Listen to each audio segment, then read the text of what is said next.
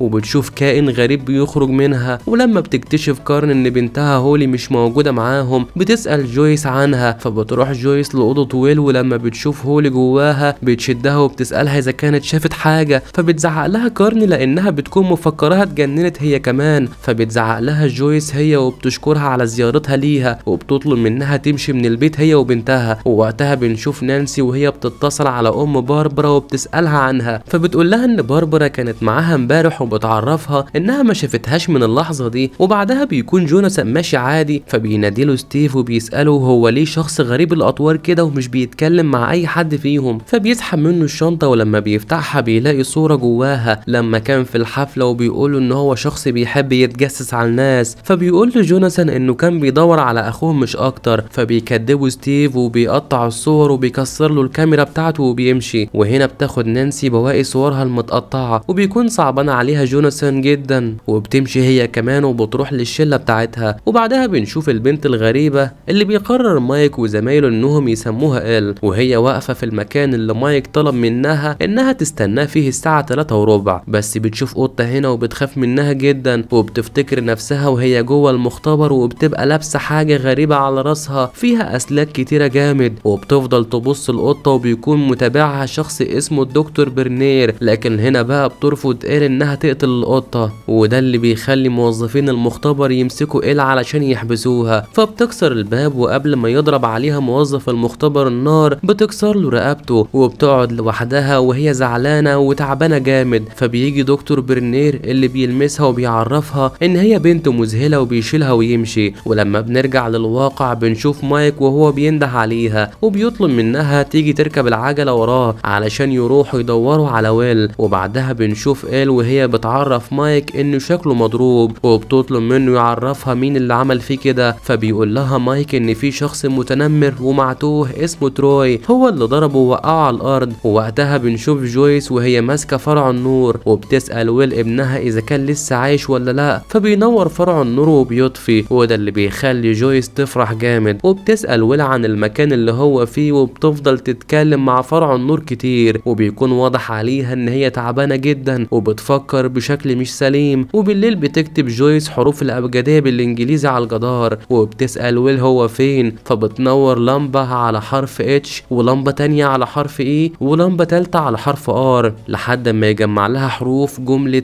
انا هنا. فبتستغرب جويس وبتسأله انت موجود فين وهنا ازاي، وبتبدأ تزعق وهي خايفة ومش فاهمة اي حاجة، لحد ما يظهر لها الكائن الغريب وبيخرج لها من الجدار، وده اللي بيخلي جويس تخاف جامد وتسيب البيت وتهرب، لحد ما نشوف الشرطة اللي بتروح للبحر بعد ما بيعرفوا ان في جثة هناك، وبيكون مايك واصحابه هناك في الغابة، ولما بيشوفوا الجثة بيفكروها جثة ويل، فبيتضايق مايك جدا وبيسأل إيل هي ليه ما ساعدتهمش يلاقوا ويل قبل ما يموت. فبتبقى إيل عايزة تقول حاجة، ولكن مايك بيسيبها وبيمشي بسرعة قبل ما تتكلم. وبعدها بنشوف هوب وهو بيعرف جويس ان هم لقوا جثة ابنها في البحر، فبتقول لهم جويس ان ابنها لسه عايش، وبتعرفوا انها كانت بتكلمه من نص ساعة بالظبط، وبتوري له فرع النور اللي كانت بتتكلم معاه من خلاله، وبتعرفهم هنا ان بيظهر لها وحش غامض شبه الزواحف وخرج لها من الحيطة، فبياخدها هوب على قد عقلها، وبيعرفها انه لما فقد بنته سارة كان بيتوهم بحاجات، وكان بيحس انه بيكلم بنته زي ما هي حاسة انها بتكلم ويل ابنها. فبتقول له جويس ان هي مدركة اللي هو بيقوله، وبتقسم له انها مش بتشوف مجرد تخيلات، وبتترجى ان هو يصدقها ويساعدها. فبيطلب منها هوب انها تروح للمشرحة بكرة، وبيعرفها ان كل الاجابات اللي هي عايزة تعرفها هتلاقيها موجودة هناك، وبيمشي. فبتروح جويس للقبو او الاوضة بتاعة الخزانة، وبتسحب البلطة او الفاس، وبتقعد على الكنبة وبتبص للحيط وبتستنى الزاحف المرعب اللي بيظهر لها. ووقتها بنشوف مايك وهو بيلوم إيل، وبيسألها هي كدبت عليه ليه لما قالت له ان ويل مات. فبتمسك إيل اللاسلكي بتاع مايك وبتشغل قدراتها الخاصة، وبنعرف ده بسبب الدم اللي بينزل من مناخيرها كل ما بتشغل قدراتها الخاصة. وهنا بقى بنسمع صوت ويل وهو خارج من اللاسلكي، ولما بيسمع مايك صوته بيحاول يتكلم معاه، لكن الخط بيقطع وقتها واشارات اللاسلكي بتبوظ، فبيفهم ان ويل لسه عايش، وبيعرف ان إيل ما كدبتش عليه في حاجة. وتاني يوم بيصحى مايك وهو متحمس جامد وبيتواصل مع لوكاس، وبيصحيه من النوم بالعافية، وبيعرفه ان ويل لسه عايش وبيأكد له ده. ووقتها جويس بتكون في المشرحة، وبتعرف الدكتور ان ابنها كان عنده وحمة في كتفه اليمين، وبتطلب من الدكتور ان هو يوريه كتفه اليمين علشان تتأكد. وبعدها بنشوف جويس وهي بتزعق وبتقول ان اللي جوه ده مش ابنها، وبتمشي بسرعة قبل ما اي حد يقول لها اي حاجة. وهنا بقى بنشوف عالم اسمه شيبارد وعلماء زمايله غيره، وهم جوه مكان تبع المعمل، وبيكون الدكتور برنير واقف هو وعلماء غيره بيتابعوا شيبارد اللي بيكون مربوط بكابلات معدن من الصعب جدا انها تتقطع. وهنا شيبارد بيلمس مادة خضراء غريبة جامد، وبيبدأ يدخل لجواها علشان يستكشفها. ووقتها نانسي بتكون قاعدة في الفصل بتاعها عادي جامد، لحد ما يجي شخص بيطلب منها تيجي معاه. وهنا بنشوف الضابط باول وهو بيسأل نانسي عن باربرا، فبتقول له انها ما تعرفش اي حاجة عنها، وبتعرفه ان هي من ساعة ما طلبت منها تمشي وتسيبها لوحدها مع ستيف وهي ما شافتهاش تاني. ولما بتروح نانسي للبيت بتزعق لها كارن امها، وبتقول لها انها كدبت عليها، وبتسألها هي كانت بتعمل ايه مع ستيف، فبتعيط وبتقول لها كل حاجة، وبتعرفها ان اختفاء باربرا ملوش علاقة بهي كانت بتعمل ايه مع ستيف.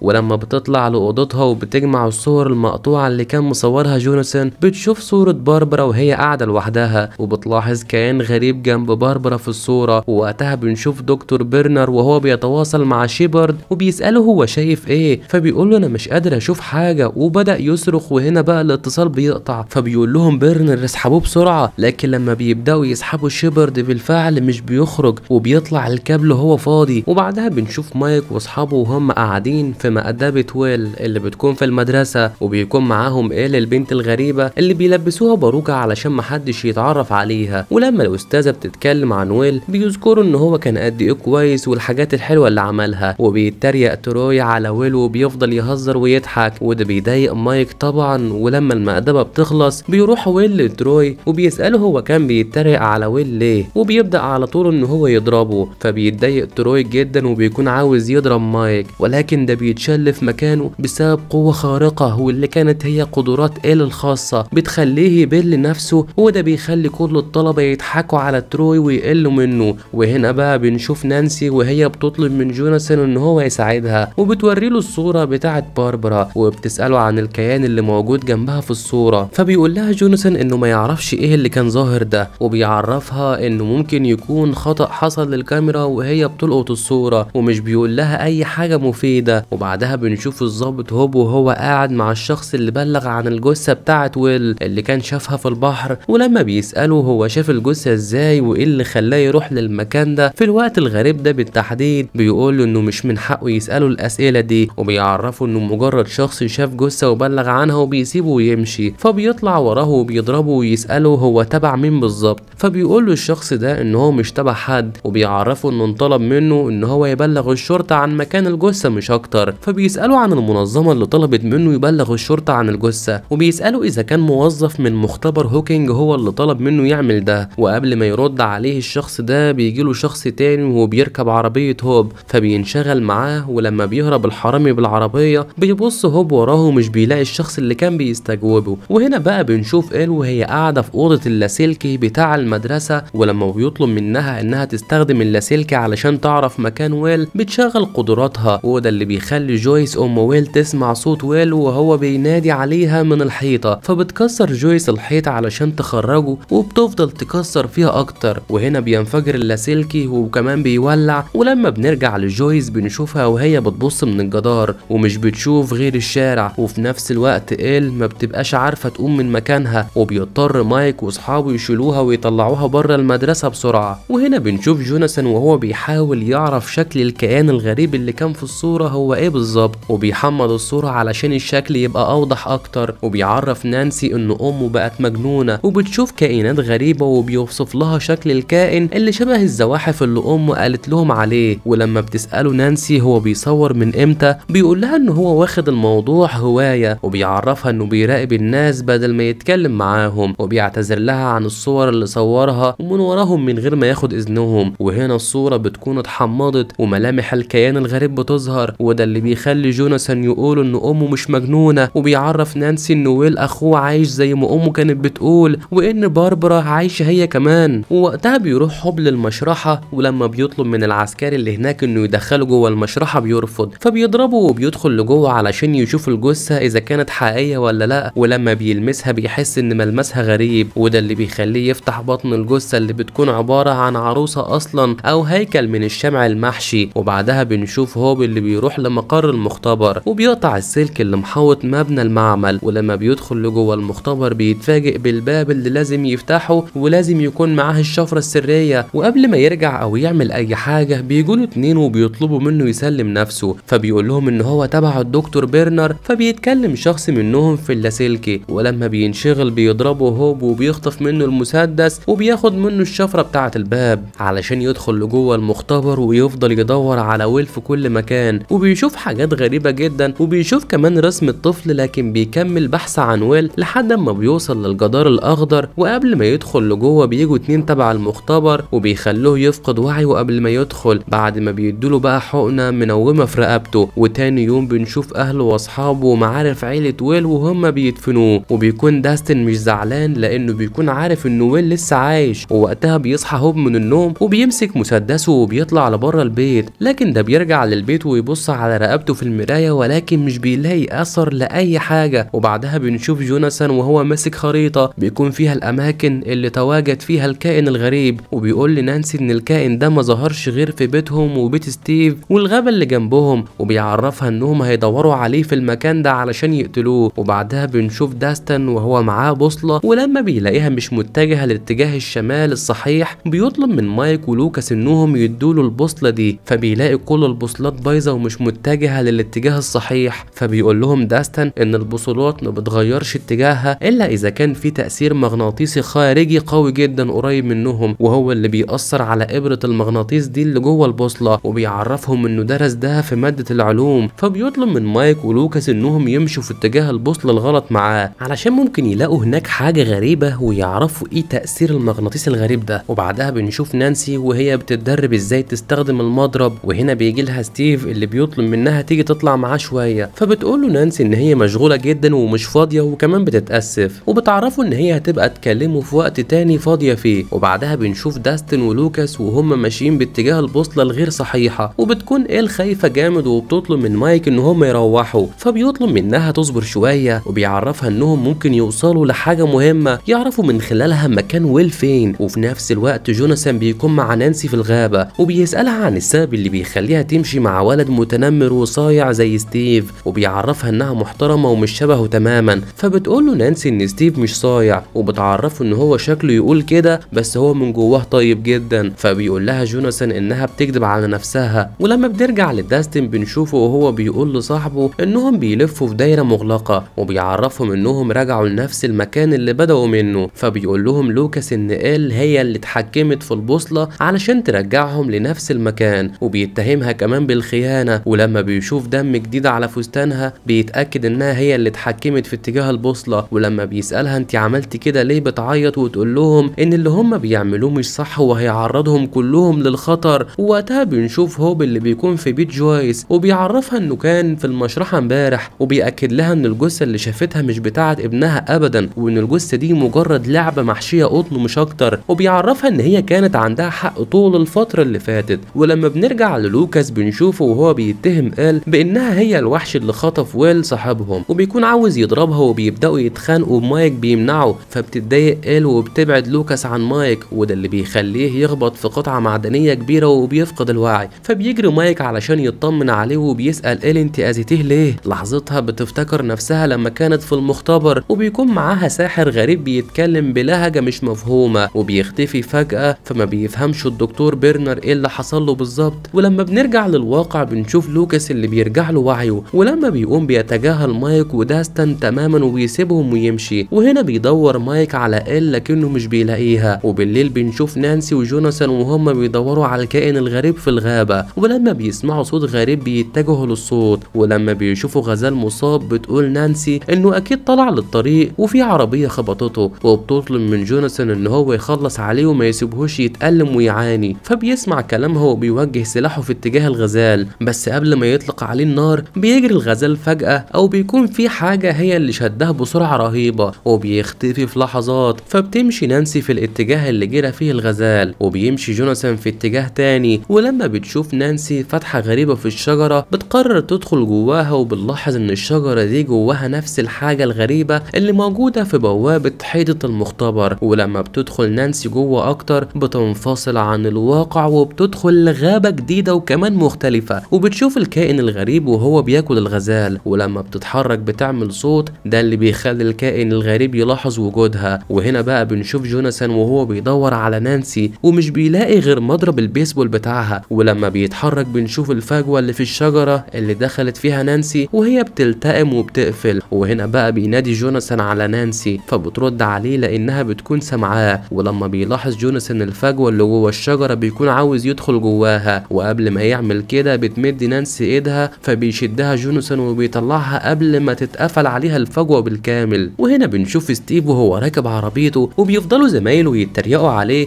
وبيسألوه اذا كانت نانسي قررت تنفصل عنه، فبيسألوه عن السبب اللي ما خلاهاش تخرج معاه زي زمان. فبيسكت ستيف وبيروح لبيت نانسي، ولما بيطلع لفوق في البيت علشان يدخل لها من الشباك بيشوفها وهي قاعدة جنب جوناثان اللي بيحاول يخفف عنها الصدمة بتاعة الغابة. وتاني يوم بنشوف نانسي وهي بتعرف جوناثان ان هي شافت الكائن الغريب وهو بياكل الغزال، وبتعرفه ان الكائن ده مفترس وانه اكيد اكل ويل وباربرا، وبتقوله انه بيشم ريحة الدم كويس جامد. وبتعرفه ان باربرا لما اتخطفت ايدها كانت بتنزل دم برضه، وان اخوه ويل لما اختفى اكيد عرف مكانه بسبب وقوعه في الغابة لما كان سايق العجلة. وبعدها بنشوف كارن وهي بتطلب من نانسي انها تخرج من غرفتها، ولما مش بترد عليها بتفتح الباب وبتلاقي نانسي مش موجودة. وهنا بيكون مايك مع لوكاس وبيطلب منه ان هو يسامحه وبيمدله ايده علشان يسلم عليه. فبيقول له لوكاس ان هو عنده استعداد يصالحه ولكن بشرط واحد، الشرط ده بيكون انهم ينسوا إيل خالص ويروحوا للمكان الغريب اللي البوصلة بتشير ليه من غيرها. فبيعارضوا مايك وبيقول له لو لقينا ديمو جورجن مش هنقدر نحاربه، وبيعرفوا كمان ان إيل قوية جامد وهي بس اللي هتقدر تقف قصاده وكمان تتحكم فيه. فبيقول له لوكاس ان هو مش متفق معاه وبيسيبهم ويمشي. وبعدها بنشوف إيل وهي بتقتحم سوبر ماركت وبتاخد منه الاكل اللي هي عايزاه. ولما موظف السوبر ماركت بينده لها علشان تدفع الحساب بتعطله وبتطلع بسرعة لبره وبتقفل الباب ومش بتخلي بيخلي حد يطلع منه. وقتها بنشوف هوب وجويس اللي بيروحوا البيت واحدة اسمها تيري كانت شغالة مع دكتور بيرنر زمان، ولما بيدخلوا لعندها علشان يكلموها مش بترضى ان هي ترد عليهم خالص، وبتقول لهم اختها انها مش هترد عليهم، وبتعرفهم ان اختها ساكتة من زمان جامد. وبعدها بنشوف اخت تيري وهي بتعرف الاتنين دول ان اختها كانت شغالة في مركز البحوث مع الدكتور بيرنر، وبتعرفهم كمان انها كانت بتاخد حبوب مهلوسة ومخدرات شديدة، وان كانت بيتعمل عليها اختبارات، وهي كانت حامل في بنت سمتها جين. وبتوريهم غرفة جين اللي ماتت من 12 سنة لما كانت تيري حامل فيها اصلا، وبتعرفهم انها معتبرة جين لسه عايشة وانها هترجع في يوم من الايام. وبتقول لهم تيري قالت لي قبل كده ان بنت جين مميزة جدا وعندها قوة خاصة، وبتضحك على كل الكلام ده، وبتقول لهم ان كل الكلام ده مش حقيقي طبعا. وبتسألهم هي شافت بنتها ازاي، فبتعرفهم ان الدكتور بيرنر الشرير بيعمل كل ده علشان يحارب الاتحاد السوفيتي ويوصل للحاجات الخارقة وما وراء الطبيعة قبل ما هم يقدروا يوصلوا لها. ووقتها بنشوف لوكاس اللي بيفضل ماشي في اتجاه البوصلة لحد ما بيوصل لمقر المختبر، وفي نفس الوقت نانسي بتكون مع جوناثان، ولما بيشوفهم ستيف وهم مع بعض بيتريق عليهم وبيغلط في نانسي وبيمشي بعربيته بسرعة. فبتروح له نانسي وبتضربه بالقلم وبتسأله هو بيغلط فيها ليه، فبيقول لها انه شافها وهي مع جوناثان في غرفتها، وبيسألها هم كانوا بيعملوا ايه بالظبط ويخوض في شرفها. فبتهزقه نانسي ومش بترضى تقول له جوناثان كان في اوضتها ليه. ولما بتمشي مع جوناثان ستيف بيفضل يضايق جوناثان علشان متضايق منه جامد، وبيفضل يتريق عليه وعلى اخوه ويل. فبيضربوا جوناثان وبيتخانقوا هما الاتنين مع بعض لحد ما بتيجي الشرطة اللي بتقبض على جوناثان، وبيهرب ستيف وشلته بسرعة. وبعدها بنشوف نانسي وهي بتسأل الشرطية هم هيخرجوا جوناثان من الحجز امتى، فبتقول لها انها ما تعرفش حبيبها هيطلع امتى بالظبط. فبتقول لها نانسي ان ده مش حبيبها وانهم مجرد اصدقاء. فبترد عليها الشرطية وتقول لها انهم اكيد بيحبوا بعض والا ما كانوش اتخانقوا وعملوا كل ده سوا. ووقتها بنشوف مايك وداستن وهم بيدوروا على إل في الغابة، فبتسمعهم إل ولكن مش بترضى ترد عليهم. هنا بيظهر لهم تروي اللي بيكون عايز ينتقم منهم بسبب اللي إل عملته فيه لما كانت في المدرسة، وبالفعل بينجح ان هو يمسك داستن وبيهدده بالمطوة اللي معاه، وبيطلب من مايك انه ينط في البحر علشان يسيب داستن من غير ما يأذيه. فبيروح مايك لحافة الجبل وبينط في البحر بالفعل، وقبل ما يقع بتيجي إل وبتعلقه في الهواء وبترفعه تاني للبر، وبتكسر ايد تروي والمتنمر اللي معاه بقوتها الخارقة، وده اللي بيخلي تروي يجري ويهرب هو وصاحبه بسرعة قبل ما إل تخلص عليهم. ونرجع بقى بالزمن لورا وبنشوف إل اللي بتكون واقفة في مكان مش واقعي، وبتروح للكائن الغريب اللي لما بتلمسه بتصرخ، وبتظهر في حمام سباحة مغلق، وبتطلب من بيرنر ان هو يخرجها بسرعة. وبنشوف جدران مبنى المختبر وهو بيتشقق ومش بيستحمل صرخة إل القوية. وبنرجع للحاضر من تاني وبنشوفها وهي بتعيط وبتعرف مايك انها هي الوحش، فبيقول لها مايك انها مش الوحش وبيعرفها انها لسه نغزاه من الموت دلوقت. فبيحضنوها هما الاتنين علشان يخففوا عنها ويدعموها نفسيا. ولما بيمشوا بيشوفهم موظف المختبر اللي بيبلغ بيرنر ان إل مع مايك وداستن ورايحين لبيت مايك دلوقت، فبيجهز نفسه هو والرجاله اللي معاه وبياخدوا الاسلحه علشان يقبضوا على إل. وبيكون لوكاس متابعهم وشايف كل حاجه، وبيتصل على مايك وبيطلب منه يهرب بسرعه، وبيعرفوا ان الناس الوحشين جايين يقبضوا عليهم دلوقت. فبياخد بسرعه إل وبيهربوا هما التلاتة وبيجروا بالعجل بتاعهم. ولما بيشوفهم بيرنر بيجروا وراهم، وهنا بيتحاصر مايك، وقبل ما العربيه بتاعه المختبر تقف قدامهم بترفعها إل وبترميها في طريق عربيات المختبر اللي بتكون وراهم. فبيقف بيرنر وهو عاجز وبيتفرج على مايك وصاحبه وهما بيهربوا مع إل. وبعدها بيصالح لوكاس إل وبيطلب منها تسامحه على كل الاتهامات اللي وجهها لها، فبتسامحه وبتطلب منه هو كمان يسامحها لانها كدبت عليه، وبتعرفه ان الاصدقاء مش بيكذبوا على بعض. وبعدها بنشوف موظفة المختبر وهي بتوري كارن وجوزها صورة إل، وبتسألهم لو كانوا شافوها مع ابنهم مايك، وبتقول لها كارن انها ما شافتش اي بنت مع مايك. وبيسألها ابو مايك اذا كانت روسية، فبتبصله الموظفة وبتسكت. وهنا بيجي بيرنر وبيعرف كارن ان ابنها في خطر، انها تتعاون معاهم علشان يقدروا يحموا ابنهم. وهنا بنشوف هوب وهو بيسأل جوناثان ونانسي اللي بيكونوا في القسم اذا كان الكائن الغريب بيشم ريحة الدم، فبيقول له ان دي مجرد نظرية عاملينها. وهنا بيسمع هوب واحدة وهي بتزعق، ولما بيطلع علشان يشوف ايه اللي حصل بيلاقي ام تروي وهي بتعرف ضابط الشرطة ان في بنت مريبة كسرت ايد ابنها، وبيسأل هوب تروي عن مواصفات البنت دي، فبيعرفوا ان هي بنت حلقة شعرها وشبه الرجالة وعندها قدرات خاصة زي انها بتقدر تخلي الناس تطير وتشيلهم وتوقفهم في مكانهم زي الاصنام. فبيعرف هوب ان البنت دي اللي زبون مطعم بيني حكاله عنها، وبيتواصل مع مايك من خلال اللاسلكي، وبيعرفوا انهم عرفوا كل حاجة تخص إل، وبيسألوا هو فين علشان يجي ياخدها. وبعدها بنشوف داستن وهو بيعرف هوب ان البوصلات بتاعتهم بتوديهم تجاه المختبر، وبيعرفوا ان البوصلة مش بايظة وانها بتعمل كده لان في مجال مغناطيسي قوي جوه المختبر هو اللي بيخلي ابرة البوصلة تتجه ناحية هناك. فبيكون هوب متأكد من كلامه لانه دخل لجوه المختبر قبل كده وشاف البوابة والجدار الغريب والحاجات المريبة اللي جوه. ولما بتسألها نانسي اذا كانت تعرف تتواصل مع باربرا وويل، بتقول لها انها تقدر تتواصل معاهم لكنها بتعرفهم انها محتاجة حمام سباحة تطفو فيه. فبياخدوها للمدرسة وبيعملوا ليها حمام سباحة صغير وبيضيفوا كميات ملح كبيرة علشان تقدر تطفو، وبالفعل بينجحوا في معادلة الملح والمية. لما تنزل إل في حمام السباحة بتشوف بقى نفسها وهي ماشية في مكان مريب وغريب، وبتشوف باربرا وهي متكتفة وبيكون شكلها بشع، وده اللي بيخلي إل تخاف جدا وتبعد عنها. وبتعرف نانسي والكل ان باربرا ماتت، ولما بتدور على ويل بتلاقيه نايم، وبتطمنوا إل وقتها وبتعرفوا انهم هيخرجوه من المكان ده اللي هو قاعد فيه قريب جدا، وبتطلب منه يصمت شوية كمان. فبيختفي ويل وبترجع إل للواقع، وبعدها بيروح هوب ومعاه جويس للمختبر، وبينجح هوب في اجتياز السلك اللي محاوط مقر المختبر زي اول مرة. ووقتها بنشوف نانسي وهي بتعرف جوناثان انهم ما ينفعش يفضلوا قاعدين كده، وبتطلب منه يجي معاها علشان يدوروا على الكائن الغريب ويقتلوه، وبتفكروا ان ده كان هدفهم من الاول اصلا. ولما بنرجع لهوب وجويس بنشوفهم وهم متحاصرين من المسلحين بتوع المختبر، وبعدها بنشوف بيرنر وهو بيعرف جويس ان في كائن غريب بيظهر للاطفال وبيخطفهم، وبيعرفها انه جايبها هنا علشان تعرفهم هي بتشوف ايه، وبيوعدها بانقاذ ابنها إل لكنه بيطلب منها تساعده هي الاول. فبتقول له جويس ان هو شخص كذاب، وبتعرفه انه عاوز يستغلها علشان تجاربه العلمية مش اكتر، وبتعرفه ان هي عرفت عنه كل حاجة. وفي نفس الوقت بنشوف موظف المختبر وهو بيعذب هوب وبيسأله هو يعرف ايه عنهم، فبيقول له هوب انهم بيستغلوا الناس وبيخلوهم يشربوا مخدرات ويلحسوا مخهم، وبيعرفوا ان هم اللي قتلوا بيني صاحب المطعم، وانهم استغلوا إل لسنين طويلة بسبب قوتها الخاصة. ووقتها بنشوف مايك وهو بيدور على نانسي وجوناثان، فبتقول له إل انها عارفة هم راحوا لفين، ولما بيسألها مايك عن مكانهم بتقول له ان هم راحوا للديموجرجن. وهنا بقى بنشوف الاتنين فعلا بيحطوا فخ مصيدة في بيت جوناثان وبيجهزوا الاسلحة بتاعتهم اللي هيواجهوا بيها الديموجرجن. وبعدها بنشوف دكتور بيرنر وهو بيسأل هوب عن مكان إل، فبيقول له هوب انه مش هيقول له على مكانها غير لما يوعد انه مش هيأذي اي حد فيهم. وبعدها بنشوف شرطة المختبر وهم بيفكوا جويس، ولما بتسأل جويس هوب هم رايحين لفين، فبيقول لها انه وصل لاتفاق مع بيرنر، وبيعرفها انهم رايحين يحرروا ويل ابنها ويخرجوه من المكان اللي هو محبوس فيه. وبعدها بنشوف جويس وهم لابسين لبس علماء المختبر وبيدخلوا للبوابة الغريبة اللي في جدار المختبر، وبنلاحظ ان المكان اللي بيدخلوا ليه نفس المدينة اللي هم عايشين فيها لكنها بتكون بالمتشقلب. ولحظتها بنشوف نانسي وجوناثان وهم بيعوروا ايدهم علشان يجذبوا الديموجرجن ليهم، ولما بيقعدوا علشان يعالجوا الجرح بتاع ايدهم بيبصوا لبعض وبيكون واضح على نانسي انها بدأت تبقى معجبة بجوناثان. لكن لحظتها بتتفاجئ نانسي بستيفي اللي بيطلب منها تفتح الباب، وبيقول لها ان هو عاوز يكلمها في موضوع مهم، ويقول لها انه عارف انها جوه. ولما بتفتح له الباب بيقول لها انه عاوز يصالحها وبيعرفها انه غلط في حقها. ولما بيشوف ايدها متعورة بيسألها اذا كان جوناثان اذاها وبيدخل علشان يضربه، لكن بينصدم من كم الاسلحة والمصايد اللي معمولة في البيت. ولما بتطلب منه نانسي انه يطلع بره بسرعة بيجي الديموجرجن وبيكسر السقف، فبتضرب عليه نانسي كام طلقة وبيجروا كلهم لجوه اوضة ويل. ولما بنرجع لهوب بنشوفه وهو بيدور على ويل مع جويس، وبيشوف لعبة بنته سارة اللي ماتت وهي واقعة في المكان الغريب ده. وهنا بقى بيكون ستيف خايف جدا، ولما بيحاول يستخدم التليفون بتمنعه نانسي وبتطلعه لبره البيت، بس لما يطلع لبره بيشوف الكهرباء وهي عمالة بتقيد جامد لحد ما يظهر الديموجرجن ورا جوناثان لما الكهرباء بتقطع، فبتضربه نانسي بكام طلقة. ولما بيهرب بعدها بعد ما يقاومه وبيقع في فخ بيجي ستيف ويولع فيه، ولما بيطفوا الحريق بيتفاجئوا بانه انه الكائن ده مبقاش موجود، وبيقول لهم جوناثان ان هو مات بكل تأكيد. وبعدها بنشوف الشرطة والمسلحين بتوع المختبر وهم بيهجموا على المدرسة، فبيشوفهم مايك وبيعرف صحابه علشان يهربوا، لكنهم بيفشلوا وبيتحاصروا، وده اللي بيخلي إل تستخدم قوتها الخارقة وتقتل الاشخاص اللي محاصرينها. بس إل لما تفقد وعيها بيجي برنر اللي اول ما بتشوفه بتناديه بتقول له بابا، لكنها لما بتشوف موظفين المختبر وهم ماسكين مايك واصحابه بتناديهم بالاشرار. وهنا بيجي الديموجرجين بسبب الدم اللي شم ريحته، فبينشغلوا مسلحين المختبر معاه وبيضربوا عليه النار، وبيستغل مايك ده وبياخد إل واصحابه وبيهربوا. وهنا بنشوف الاتنين هوب وجويس وهم بيدوروا على ويل وبيلاقوه متكتف وفي بقه كائن غريب عايز يخترقه وبيتغذى عليه، فبيشدوا هوب بسرعه ولما بيرميه على الارض بيضربه بالنار ويخلص عليه. ولما بنرجع لمايك بنشوفه وهو بيطلب من إل انها تستحمل كمان شويه، وبيعرفها انهم هيروحوا للبيت قريب وهيكون ليها سرير خاص بيها وهيخرجوا يتفسحوا سوا وهيكون ليها ام وحياه طبيعيه زي اي طفل تاني. فبتفرح إل جدا لما يقول لها الكلام ده، لكن بيجي الديموجرجين ولما بيقاوموا لوكاس بالالعاب بتاعه الاطفال بتاعته ما بيتاثرش اطلاقا، وبتضطر إل انها تتدخل وتستخدم قوتها علشان تحميهم. وبتبص لمايك وبتعتذر له لانها مش هتقدر تكمل حياتها معاه، وبتقول للديموجرجين ان هو اذى ناس كتير جدا ولازم ينتهي اذاها ده في اللحظه دي. وبتفجره إل وبتفجر نفسها هي كمان وبيختفوا سوا،